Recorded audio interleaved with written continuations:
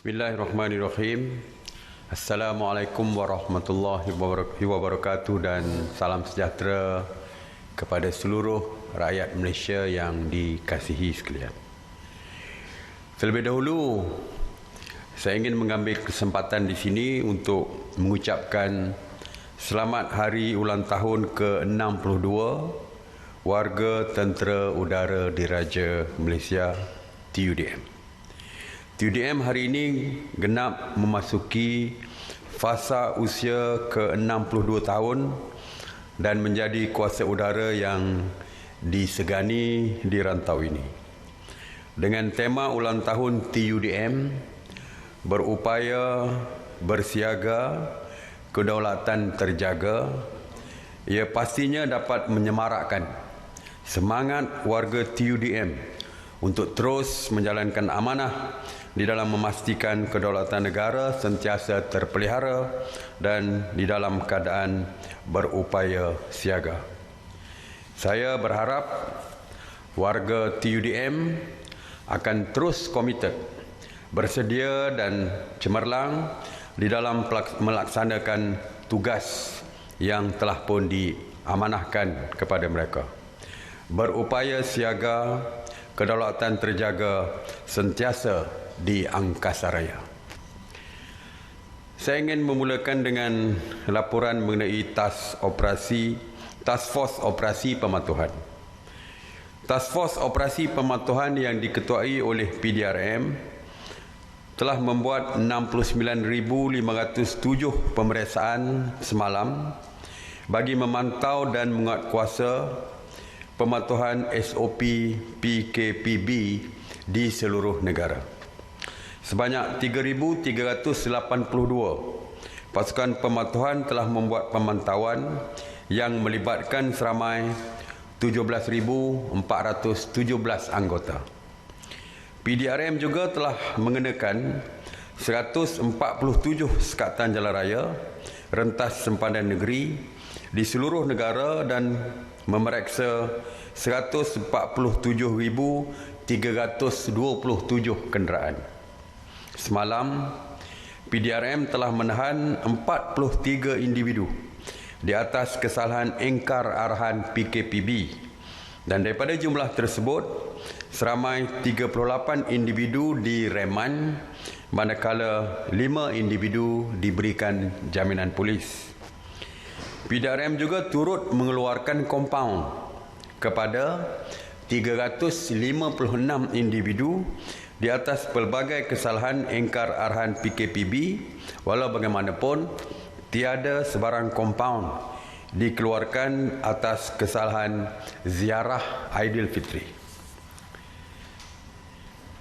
Sebanyak 220 kompaun dikeluarkan di lapangan dan daripada jumlah itu sebanyak 134 kompaun dikeluarkan di sekatan jalan raya. Antara negeri yang mencatatkan pengeluaran kompaun yang tertinggi di atas cubaan rentas negeri adalah Perak 40 kompaun, Selangor 29 kompaun dan Pulau Pinang 23 kompaun. Jadi sekali lagi saya ingin ingatkan kepada semua supaya mematuhi SOP dan sekali lagi saya ingin tegaskan bahawa rentas negeri masih tidak dibenarkan kecuali dengan alasan-alasan, 4 alasan yang telah pun saya sebutkan, iaitu kecemasan, kematian, kerja berulang alik ke tempat kerja dan juga melibatkan pasangan yang berpisah. Selain daripada itu, tidak ada kebenaran untuk mereka untuk rentas negeri. Sebab itulah masih ada ramai yang dikompaun kerana cubaan rentas negeri ini. Jadi saya harap patuhlah setiap arahan dan SOP yang dikeluarkan oleh kerajaan. Mengenai ops sanitasi awam di bawah kawal selia KPKT, sejak 30 Mac 2020, KPKT telah melakukan 7,379 operasi sanitasi yang merangkumi 130 zon. sebanyak 10,921 premis telah pun disanitasi yang terdiri daripada 2,640 pusat perniagaan, 4,029 bangunan kerajaan, 1,581 kawasan perumahan termasuk PPR, 2,320 tempat awam dan 351 pasar raya. Semalam sahaja sebanyak 51 operasi sanitasi yang meliputi 34 zon di 11 buah negeri, di antaranya Sabah 12 operasi, Johor 9 operasi dan Melaka 8 operasi. Mengenai pengurusan pusat kuarantin, sehingga jam 8 pagi 1 Jun, sebanyak 186 pusat kuarantin telah pun beroperasi berbanding dengan 187 pada hari sebelumnya, yang mana 14,623 individu sedang menjalani proses kuarantin wajib. Semalam, seramai 1,085 rakyat Malaysia telah pulang ke tanah air dari Thailand, Singapura, Indonesia, China, Hong Kong, Mesir dan Qatar serta United Kingdom dan telah pun di kuarantin secara wajib. Seramai 48,236 rakyat Malaysia yang pulang dari luar negara telah pun di kuarantin wajib sejak 3 April 2020. Dan sehingga hari ini, seramai 37,098 individu telah pun selesai menjalani proses kuarantin wajib dan telah pun dibenarkan pulang ke rumah masing-masing. Mengenai program penghantaran pulang pelajar IPT, dari 27 April 2020 hingga ke hari ini, Kementerian Pengajian Tinggi telah menghantar pulang seramai 56,814 pelajar IPT ke kampung halaman masing-masing, ke pangkuan keluarga masing-masing. Baki seramai 1,617 pelajar masih berada di kampus dan pihak KPT sedang membuat perancangan untuk menghantar mereka pulang. Hari ini tiada pergerakan penghantaran pulang pelajar sempena sambutan Hari Gawai dan juga Pesta Keamatan. Mengenai barang keperluan asas, semalam Penguatkuasa Kementerian Perdagangan Dalam Negeri dan Hal Ehwal Pengguna KPDN HEP telah membuat pemantauan harian ke atas 25 jenis barangan di 775 premis perniagaan, termasuk peruncit 626, pemborong 124 dan penghilang 25. Dari pemantauan KPDN HEP, Penguatkuasa KPDN HEP di premis perniagaan, didapati bahawa secara keseluruhan bekalan barangan keperluan adalah mencukupi dan mudah diperolehi bagi menampung keperluan di dalam negara. Kementerian Pertanian dan Industri Makanan juga telah membuat pemantauan di peringkat pengeluar makanan, dan dari segi dapatan mereka adalah barangan keperluan di peringkat pengeluar juga mencukupi. Oleh itu, rakyat tidak perlu bimbang, bukan saja tidak perlu bimbang tentang cukupnya bekalan makanan sewaktu musim perayaan Aidilfitri, Gawai, Hari Gawai, Pesta Keamatan, tetapi mencukupi keperluan negara di masa-masa yang akan datang lagi. Jadi tidak perlu ada kebimbangan tentang cukup atau tidak cukupnya keperluan barang keperluan mereka. Sama ada di pihak di pengeluaran, di bahagian pengeluaran, termasuk juga di premis perniagaan. Semuanya mencukupi. KPDN HEP juga melakukan 2063 pemeriksaan khas bagi pematuhan SOP PKPB ini. Pemeriksaan KP dan HEP mendapati 1884 premis mematuhi SOP yang telah pun ditetapkan. Sebanyak 163 premis telah diberi nasihat dan 16 premis lagi diberikan amaran atas ketidakpatuhan SOP. Kerana itu, kerajaan ingin menggesa pengusaha dan orang ramai supaya sentiasa mematuhi SOP yang dikeluarkan oleh pihak kerajaan seperti mengamalkan penjarakan sosial, kebersihan diri dan lain-lain sewaktu membeli belah. Dan seperti yang saya sentiasa ingatkan bahawa tolong jangan bawa anak kecil dan juga warga mas waktu keluar membeli belah. Saya juga ingin melaporkan tentang pemeriksaan di tapak binaan. Semalam, Lembaga Pembangunan Industri Pembinaan Malaysia ataupun CIDB telah membuat pemeriksaan di 110 tapak binaan di seluruh negara yang melibatkan 76 penguatkuasa.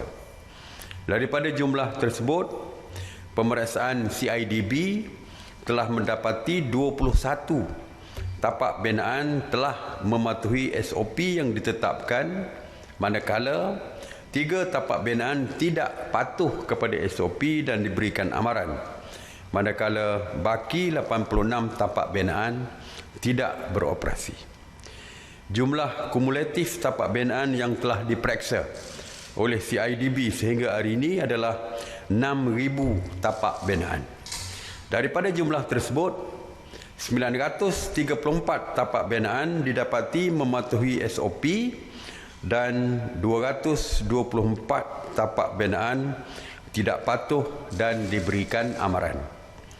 Penguatkuasa CIDB telah mengarahkan 7 tapak binaan untuk ditutup kerana tidak mematuhi SOP, manakala 4,815 tapak binaan masih belum beroperasi. Suka saya nyatakan bahawa SOP tapak binaan ini, iaitu sebelum mereka membuka tapak binaan, pekerja-pekerja warga asing mereka mesti diperiksa ataupun dibuat saringan kesihatan terlebih dulu. Setelah didapati negatif, baru tapak binaan tersebut boleh dibuka dan pekerja boleh memulakan kerja mereka. Itu telah begitu strict SOP yang dikeluarkan oleh CIDB. Sebab itu masih banyak lagi syarikat-syarikat binaan tidak memulakan operasi mereka.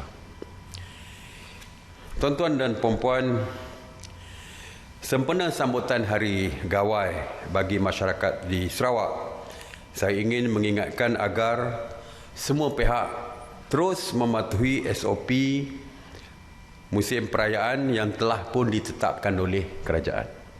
Kepada pemimpin-pemimpin masyarakat di Sarawak seperti tuai rumah, temenggung, pemancar dan penghulu diminta untuk sentiasa mengingatkan komuniti masing-masing untuk mengamalkan norma baru sewaktu musim perayaan seperti penjarakan sosial, menjaga kebersihan diri dan yang paling penting adalah ziarah tidak dibenarkan ataupun hanya dibenarkan untuk 20 orang saja suatu hari. Hari ini adalah hari Gawai, yang hari pertama hari Gawai.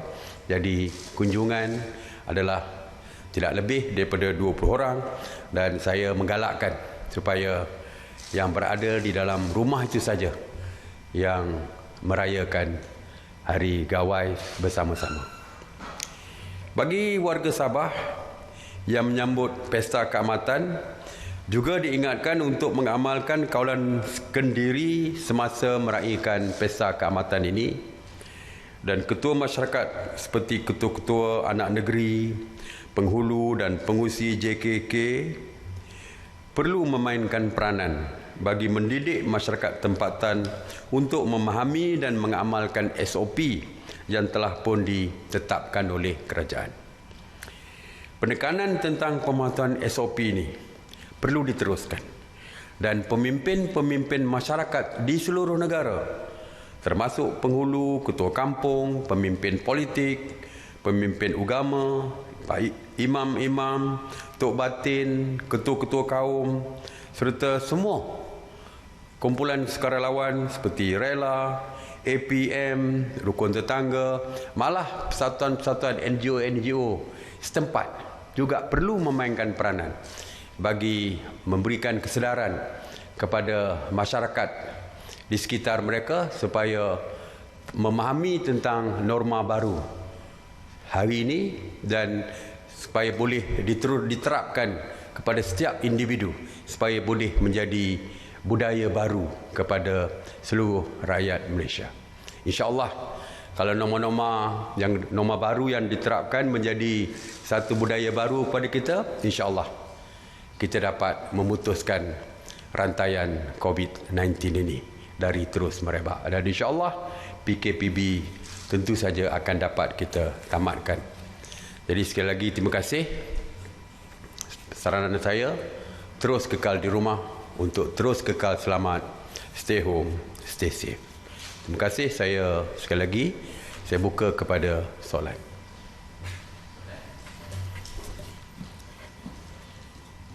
Datuk Seri, sehingga kini sekatan jalan raya masih dilaksanakan bagi mengelakkan rentas negeri.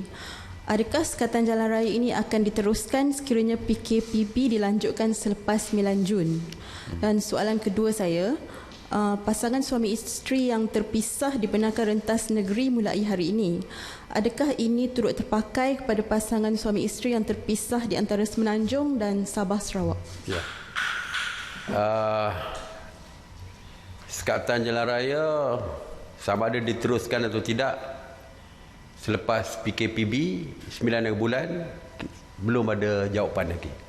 Sebab PKPB pun tidak tahu sama ada tamat pada 9 bulan ataupun akan diteruskan. Jadi keputusan belum ada lagi. Jadi oleh itu kita akan lihatlah sama ada sekatan rentas negeri itu akan diteruskan atau tidak bergantung kepada keputusan kita mengenai sambung atau tidaknya PKPB selepas 9 bulan nanti. Mengenai rentas negeri, saya dah kata tadi, syarat dia pengecualian hanya 4 saja, termasuk suami isteri yang terpisah, dan mereka juga perlu memohon kebenaran daripada pihak polis, bukan automatik. Jadi yang nak merentas ke Sabah atau Sarawak juga perlu mendapat kebenaran daripada polis, daripada pihak polis. Sebab itulah saya dah katakan dulu bahawa sebelum mereka membeli tiket pesawat,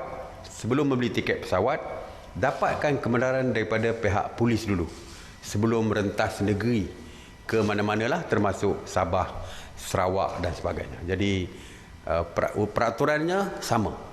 Dan kalau di Sarawak, saya difahamkan lagi strict daripada kita, daripada di Semenanjung dan Sabah. Berbanding dengan Semenanjung dan Sabah, Sarawak lagi strict.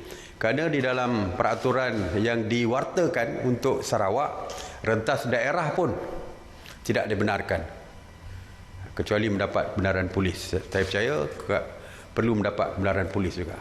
Jadi kalau daripada Semenanjung sampai ke lapangan terbang di Kuching, nak cross daerah pun tidak dibenarkan di Sarawak. Dia lagi strict daripada kita. Ya, jadi itulah kedudukan sehingga terkini. Kecuali ada perubahan akan datang, saya akan umumkan akan datang. Silakan. Okey, Datuk Seri, saya Marlia dari RTM. Merujuk kepada kes COVID-19 yang telah menunjukkan penurunan, bilakah agaknya kedai gunting akan dibenarkan beroperasi dan SOP tambahan ataupun khusus perkara ini? Dan selain daripada itu, ada juga yang bercadang memanggil tukang gunting peribadi ataupun personal ke rumah. Adakah itu dibenarkan? Jika dibenarkan, SOP yang bagaimana dicadangkan untuk dilaksanakan? Terima kasih. Untuk kedai gunting memang tidak dibenarkan sama sekali untuk gunting rambut. Ya, SOP sedang disediakan Saya percaya pihak MKN sedang menyediakan SOP bersama dengan Kementerian Kesihatan. Dan setakat ini belum dibentangkan di dalam mesyuarat khas menteri-menteri. InsyaAllah kita menunggu daripada MKN untuk membentangkan SOP. Jika dah pun ready lah. Setakat ini belum lagi. Selepas itu baru kita boleh putuskan sama ada nak membenarkan kedai-kedai gunting rambut dibuka atau tidak selepas itu. Dan bila tarikh pun kita bergantung kepada SOP yang dibentangkan nanti. Jadi setakat ini gunting rambut adalah masih di dalam senarai terlarang di mana saja, ya. Okey, termasuk di rumah. Assalamualaikum Datuk Seri. Memandangkan hari ini merupakan hari ulang tahun TUDM yang ke-62, bagaimana sambutan dalam kalangan warga TUDM di peringkat MINDEF? Dan selain itu Datuk Seri, mungkin ada cadangan daripada pihak kerajaan untuk membuka semula permohonan aplikasi Gerak Malaysia dalam tempoh PKPB bagi membuat pergerakan rentas negeri. Apa komen Datuk Seri berhubung perkara ini? Ya, hari ini hari sambutan TUDM ke-62 seperti yang saya umumkan tadi, ucapan kepada selamat menyambut ulang tahun TUDM. Oleh mana pun, oleh kerana di dalam perintah kawalan pergerakan bersyarat ini, sambutan tidak seperti kebiasaan yang kita buat. Tidak ada istiadat perbarisan, tidak ada perhimpunan yang ramai, tidak ada. Jadi sambutan secara kecil-kecilan, bukan kecil-kecilan dari segi perhimpunan, tetapi menggunakan medium elektronik dan sebagainya.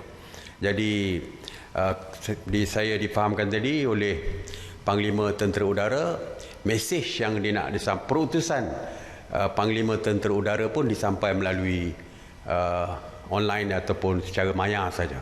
Jadi inilah norma baru yang terpaksa dipatuhi oleh semua, termasuklah anggota TLDM dalam merayakan hari ulang tahun mereka. Ya, tidak ada sambutan seperti biasa. Satu lagi soalan tentang apa tadi? Gerak Malaysia dulu. Dulu kita pakai apps Gerak Malaysia dulu kerana pergerakannya ramai, ya, melibatkan waktu itu 1 juta lebih dari segi permohonan, dan pergerakannya serentak dalam masa 3 hari di antara negeri-negeri yang berkaitan ke Kuala Lumpur. Tapi sekarang kerana rentas negeri sudah tidak dibenarkan, jadi kita hanya boleh memohon pergerakan rentas negeri dengan pergi ke balai-balai polis yang berdekatan. Jadi itulah cara yang boleh digunakan sekarang. Okey. Datuk Seri, saya Nur Hayati dari Bernama. Semalam Datuk Seri ada umumkan yang penggunaan mesin ATM dah diteruskan seperti biasa, which is 24 jam. So soalan saya di sini, adakah akan dikenakan charge RM RM1 untuk urusan MAPS? Okey. Setakat hari ini tidak ada perbincangan lagi, tidak ada permohonan apa-apa daripada pihak bank dan sebagainya untuk charge fee RM1 tersebut. Jadi oleh itu pengecualian RM1 itu dikekalkan. Tidak ada perubahan. Masih lagi dikecualikan bayaran fee RM1 untuk setiap pengeluaran wang melalui ATM tersebut. Jadi kita boleh enjoy faedah yang kita perolehi hari ini, iaitu dikecualikan charge RM1 tadi. Jadi tidak ada perubahan setakat hari ini, ya. Okey. Assalamualaikum Datuk Seri. Saya nak tanya mengenai SOP kedai-kedai makan, khususnya kedai mamak. Kita tahu ada kedai-kedai makan yang menggunakan SOP, mematuhi SOP.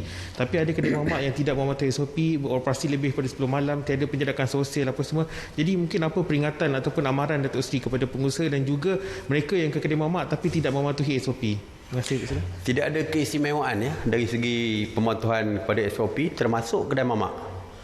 Walaupun kedai mamak ni popular, ramai orang boleh duduk di situ sampai subuh pun kalau dulu. Tapi oleh kerana sekarang ni peraturan kita dah perkenalkan, ianya perlu dipatuhi oleh sesiapa saja, oleh pengusaha mana sekalipun.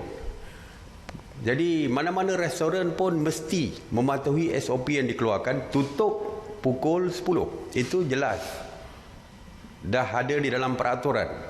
Tutup pukul 10. Penjarakan sosial, pengambilan suhu sebelum masuk ke restoran, tulis nombor telefon dan nama penuh sebelum masuk ke restoran, penjarakan sosial dari segi kerusi dan sebagainya. Sama saja. Tak boleh kira kedai mana yang kita nak merasakan mereka lebih, oleh kerana mereka popular maka mereka buka ikut suka hati mereka. Tak boleh. Dan saya harap pihak berkuasa mengambil tindakan kepada mana-mana restoran yang gagal mematuhi SOP yang dikeluarkan oleh kerajaan. Besok saya akan adakan mesyuarat. Saya akan beritahu kepada pihak polis, pihak BBT supaya mengambil tindakan segera kepada mana-mana yang engkar seperti ini. Jadi tidak ada pengecualian kepada sesiapa pun dari segi pematuhan SOP dan peraturan yang dikeluarkan oleh kerajaan. Terima kasih. Assalamualaikum warahmatullahi wabarakatuh.